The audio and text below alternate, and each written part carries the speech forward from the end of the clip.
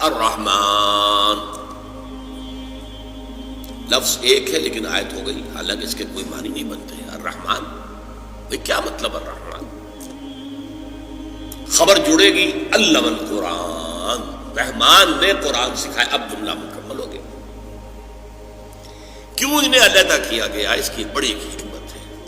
ایک آیت ہو سکتی تھی الرحمن علم القرآن، ایک جملہ، خلق الانسان دوسرا جملہ، علمہ البیان تیسرا جملہ، لیکن نہیں، پہلے جملے کو سپلٹ کر دیا۔ کیوں؟ چار چوٹی کی چیزوں کا ذکر ہے اس میں، یہ خاص مقام ہے، اس پر اللہ نے مجھے خاص انشراح عطا فرمایا۔ یہ باتیں آپ کو کسی تفسیر میں نہیں مل سکتی، یہ اللہ کے دین ہے، اس کی عطا ہے، اس کا فضل ہے، اس کا کرم ہے۔ ذالک فضل اللہ یؤتیہ من یشاء۔ اللہ کے ناموں میں سب سے زیادہ حسین اور محبوب نام الرحمن، یہ عام تصور کے خلاف ہے۔ ہمارے ہاں اہل تصوف نے اس کو عام کیا ہے کہ اللہ کا اسم ذات اللہ ہے، اور قرآن میں بھی اللہ کا استعمال زیادہ ہوا ہے۔ اس کی وجہ کیا ہے؟ کہ یہ نام عربوں میں پہلے سے موجود تھا۔ ظاہر بات ہے گفتگو کسی سے کرنی ہو تو آپ کے اور اس کے درمیان کمیونیکیشن کسی کامن ایشو سے ہی شروع ہو سکتی ہے نا۔ اللہم دعا مانگتے تھے وہ بھی اللہ سے، لبیک اللہم لبیک لبیک لا شریک لک لبیک الا شریکا تملکہ وما ملک۔ لبیک تلبیہ تو ان کا بھی یہی تھا، لبیک اللہم لبیک، میں حاضر ہوں اللہ، میں حاضر ہوں اللہ، میں حاضر ہوں، تیرا کوئی شریک نہیں سوائے اس شریک کے کہ جو اختیار اسے حاصل ہے وہ بھی تیرا ہی اختیار ہے۔ بہرحال اللہ ان کے ہاں ہمیشہ سے معروف تھا، اس لیے گفتگو اللہ کے نام سے، لیکن قرآن نے زیادہ انٹروڈیوس کیا الرحمن کو۔ سورۃ الفرقان کی آیت ہے، جب ان سے کہا جاتا ہے رحمان کو سجدہ کرو، قالوا من رحمان، تو کہتے ہیں یہ رحمان کون ہے، ہم نہیں جانتے ہیں، یہ الفاظ موجود، حالانکہ لفظ موجود تھا رحمان ان کے۔ حضرت ابو بکر بیٹا دور جاہلیت کی پیداوار ہے، عبد الرحمن ابن ابی بکر، لیکن پھر بھی وہ اسے اس معنی میں نہیں لیتے تھے، اللہ کو قرآن نے اسے نمایا کہ کیوں کیا، اب اس کو سمجھیے۔ دیکھیے اللہ نے ہمیں پیدا کیا، کوئی ہماری غرض تھی اس میں، ہم نے چاہا تھا کہ ہمیں پیدا کیا جائے۔ اللہ ہمیں رزق دیتا ہے، اپنے مقصد سے دیتا ہے، ہمیں زندہ رکھنا ہے اس نے امتحان کے لیے، امتحان لینا ہے نا، تو زندہ رہیں گے تو امتحان دیں گے۔ ہمیں جس کی احتیاج ہے، جس کی احتیاج ہے، جس کی احتیاج، وہ رحمت ہے، اور یہ رحمت کا مادہ وہ ہے جس سے اللہ کے دو نام بنے، الرحمن الرحیم، الرحمن الرحیم، بسم اللہ الرحمن الرحیم۔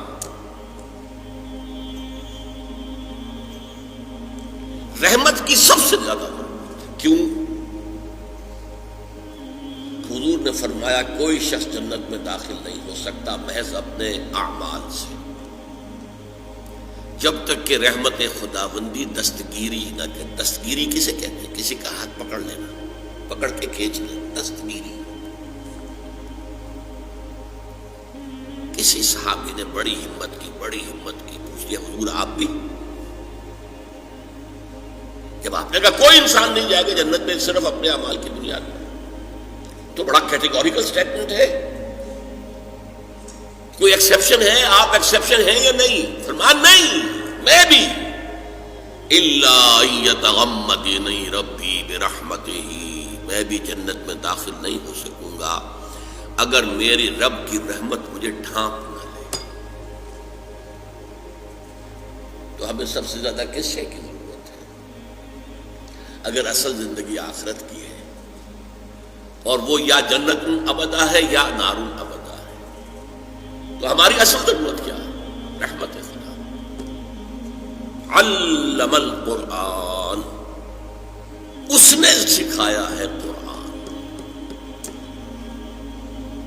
پہلی بات تو واضح ہوئی، جیسے کہ پہلی میں دو آیتیں سنا چکا ہوں، قل بفضل اللہ و برحمتہ، اللہ کی رحمت کا مظہر ہے قرآن، یہاں فرمایا رحمانیت کا مظہر عدم قرآن ہے.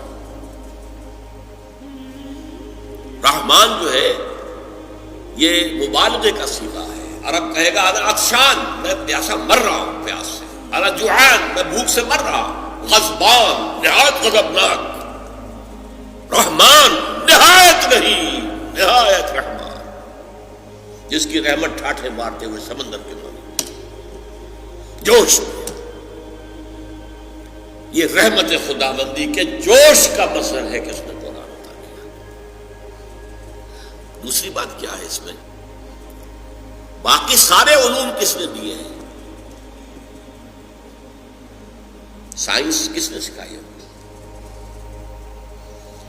یہ وہ علم الاسماء آدم کلھا ہے جو حضرت آدم کے اندر ودیت کر دیا گیا تھا. پورا علم، سائنس کا پورا علم.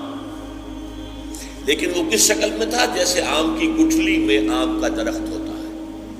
اسے توڑیں گے پھوڑیں گے تو گٹھلی کے اندر کچھ بھی نظر نہیں آئے گا، لیکن درخت سارا کہاں سے آتا ہے؟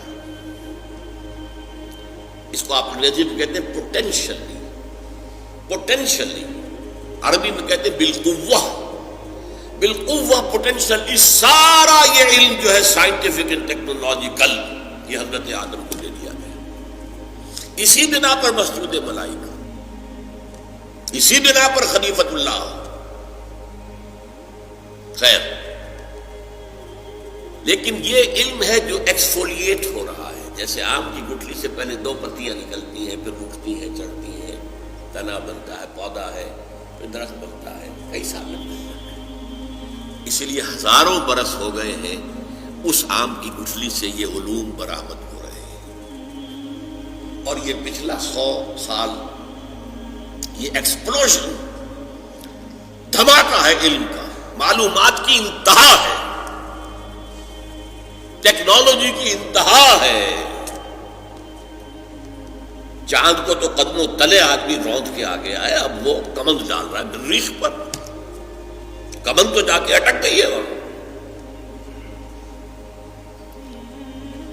لیکن سارے علوم میں چوٹی کا علم قرآن کا علم ہے.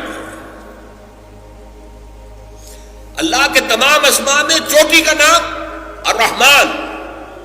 اور جتنا بھی علم اس نے انسان کو دیا، ملائکہ کو دیا، جنات کو دیا، کسی کو دیا، سائنسدانوں کو دیا، فلسفیوں کو دیا، ان میں چوٹی کا علم قرآن. اس کی رحمانیت کا مظہر عتم. اگلی آیت آسان ہے. خلق الانسان، انسان کو پیدا کیا. آپ گزر جائیں گے. بھائی انسان کو پیدا کیا، کیا جنات کو نہیں کیا؟ کیا ملائکہ کو نہیں کیا؟ نورانی ہستیاں ہیں. کیا گیلیکسیز کو پیدا نہیں کیا؟ سورج کو نہیں کیا؟ چاند کو نہیں کیا؟ سیاروں کو نہیں کیا؟ ستاروں کو نہیں کیا؟ پہاڑوں کو نہیں کیا؟ جانوروں کو نہیں کیا؟ لیکن اس کی تخلیق کا نقطہ عروج، کلائمیکس، وہ انسان. میں نے کہا تھا 4 چیزیں چوٹی کی آ رہی ہیں. اللہ کے ناموں میں سب سے اونچا نام الرحمن. اس کے دیے ہوئے علوم میں سب سے اونچا علم القرآن. اس کی تخلیق میں سب سے اونچی تخلیق، جس کے لیے کہا گیا ہے قرآن میں خلقتہ بیدی. اس آدم کی تخلیق میں نے اپنے دونوں ہاتھوں سے کی. فسجد الملائکۃ کلھم اجمعون.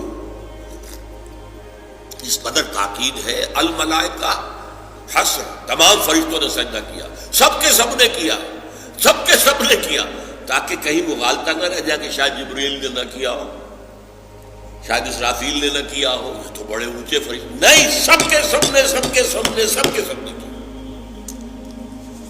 وہ ہے انسان.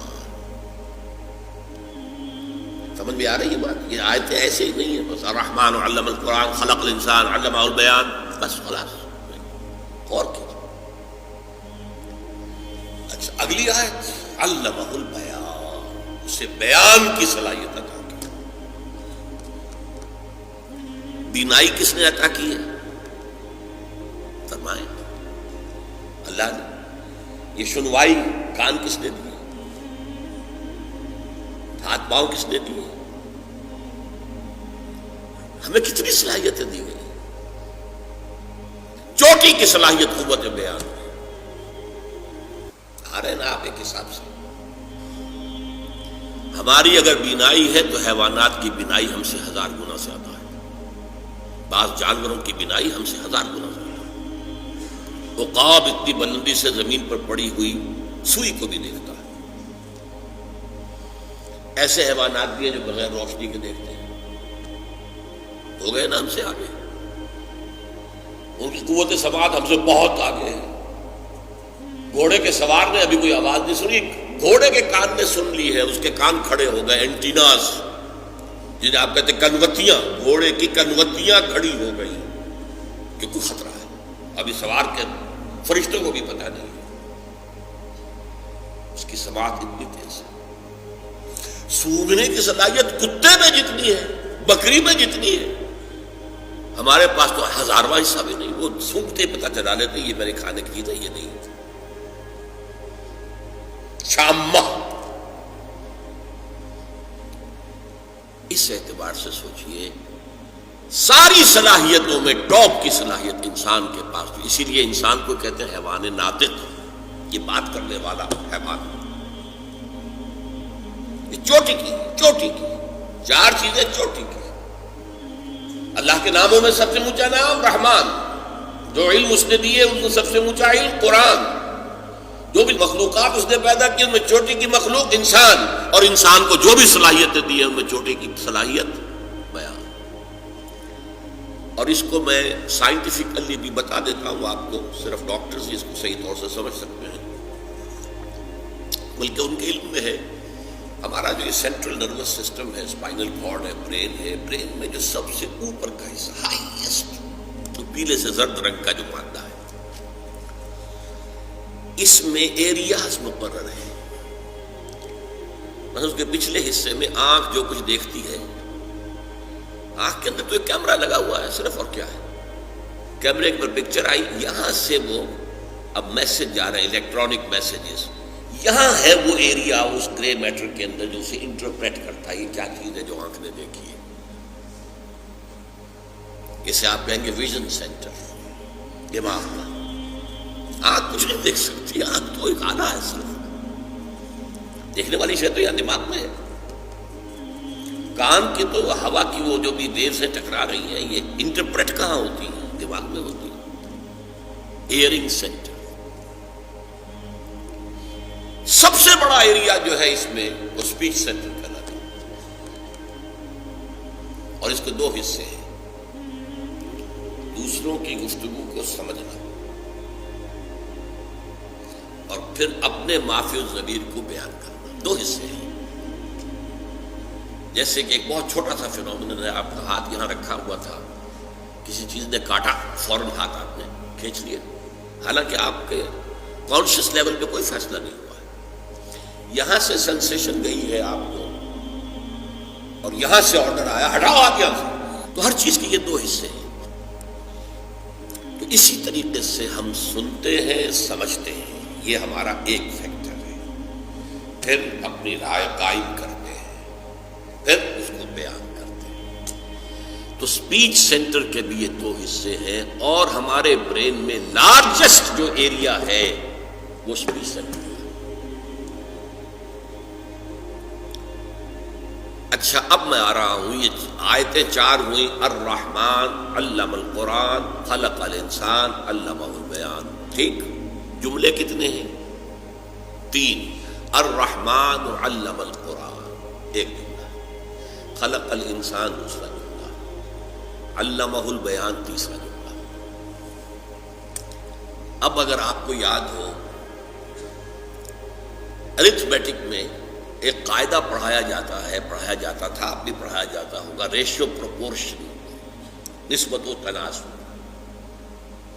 3 ویلیوز دی ہوئی ہے، 4تھی تلاش کرو. یہ 3 ویلیوز آ گئی ہیں ان 4 آیات میں. 4تھی تلاش کرو. 4تھی کیا ہوگی؟ اعلیٰ ترین صلاحیت کو اعلیٰ ترین شے پر استعمال کرو. کیا مطلب؟ سب سے اونچی صلاحیت، سب سے اونچی نعمت جو ہے اللہ کی، اس پر صرف کرو. قرآن سمجھو اور سمجھاؤ. یہ ریشو پروپورشن سے نتیجہ نکلا کہ نہیں نکلا؟ لیکن قرآن کا اصول کیا ہے؟ وہ خلا چھوڑ جاتا ہے. یہاں خلا چھوڑ دیا نا چوتھی چیز کا. الرحمن علم القرآن خلق الانسان علمہ البیان. اب الشمس والقمر بحسبان، بات بدل گئی. ان تینوں کا نتیجہ کیا ہے؟ ان تین آیات کا یہ خلا چھوڑ دیا. یہ خلا چھوڑا ہے اولو الالباب کے لیے، ہوش مند لوگوں کے لیے، عقل مند لوگوں کے لیے کہ اپنی عقل کو اپلائی کرو. اور اللہ کا یہ فضل و کرم ہے کہ اس کے ضمن میں اللہ نے محمد الرسول اللہ صلی اللہ علیہ وسلم کے ذریعے سے ہمیں اس خلا کو بھی پر کرنے کا ایک سہولت دے دی. اب دیکھیے میں نے حدیث سنائی تھی، الرحمن علم القرآن خلق الانسان علمہ البیان، عن عثمان ابن عفان خیرکم من تعلم القرآن وعلمہ. تم میں سے بہترین لوگ وہ ہیں جو قرآن سیکھے اور